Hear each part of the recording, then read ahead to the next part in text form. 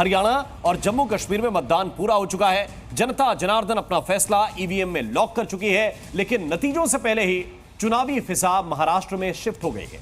महाराष्ट्र में आज प्रधानमंत्री मोदी और राहुल गांधी की एंट्री से चुनाव के ऐलान से पहले ही सियासी संग्राम तेज हो गया है। महाराष्ट्र के चुनावी तापमान के आकलन की यह एक्सक्लूसिव रिपोर्ट आप देखिए।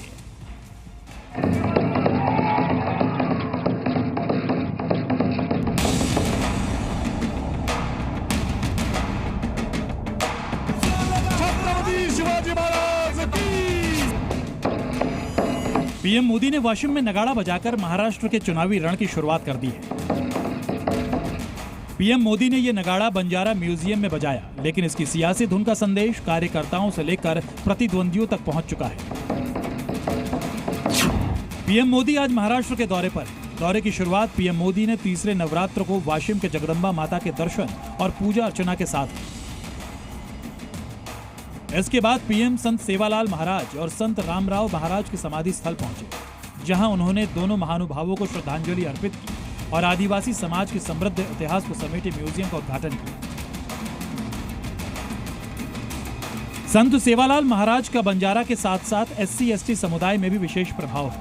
पिछले साल भारत सरकार ने पहली बार संत सेवालाल महाराज की जयंती मनाने का ऐलान किया था और आज पीएम मोदी ने चुनाव से ठीक पहले संत सेवालाल को नमन कर बड़ा सियासी संदेश दे दिया। साथियों, जिसको किसी ने नहीं पूछा उसको मोदी पूजता है। संत सेवालाल को मानने वालों की तादाद महाराष्ट्र ही नहीं, कर्नाटक, तेलंगाना और मध्य प्रदेश में भी काफी है। इसी साल महाराष्ट्र में चुनाव होने हैं, लिहाजा बीजेपी संत सेवालाल के जरिए दलित और आदिवासी वोट को अपने पक्ष में करने में जुटी है। दूसरी तरफ किसान कल्याण योजना की किस्त भी पीएम ने वाशिम से जारी की और विपक्ष को निशाने पर लिया। कांग्रेस और उसके साथियों की सरकारों ने किसानों को बदहाल और गरीब बनाने में कोई कोर कसर नहीं छोड़ी थी।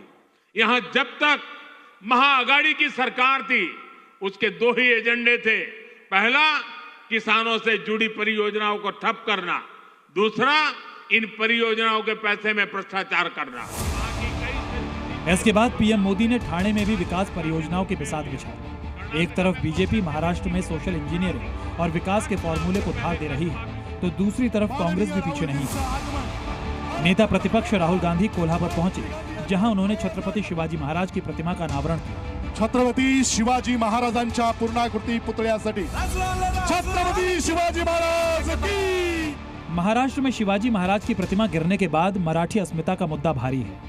विपक्ष सरकार के खिलाफ इस गुस्से को भुनाने की कोशिश में है। उन्होंने शिवाजी महाराज की मूर्ति बनाई और कुछ ही दिन बाद वो मूर्ति टूटकर गिर गई। नियत गलत थी। मूर्ति ने उनको मैसेज दिया कि आप अगर शिवाजी महाराज की मूर्ति बनाओगे तो फिर शिवाजी महाराज की विचारधारा की रक्षा करनी ही पड़ेगी। Zee News.